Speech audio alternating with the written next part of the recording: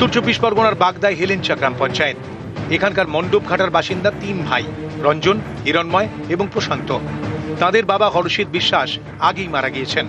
অভিযোগ 2002 সালে শেষ এসআইআরে তার নাম ছিল না। পাশের সিঙ্গি গ্রামের বাসিন্দারও নাম হরষিত বিশ্বাস। অভিযোগ, এই ব্যক্তির এপিক নম্বর দিয়ে এসআইআর ফর্ম ফিল আপ করেছেন 3 ভাই, বিএলওর কাছে জমাও দিয়েছেন। বিষয়টি জানতে পেরে বিডিওর কাছে লিখিত অভিযোগ জানান হরষিত বিশ্বাস।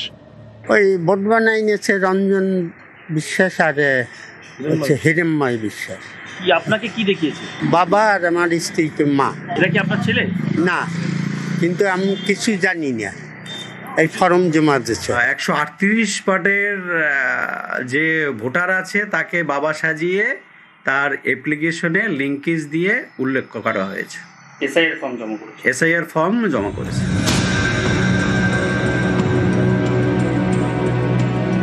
পশ্চিম বর্ধমানের সালানপুরের রূপনারায়ণপুর গ্রাম পঞ্চায়েত।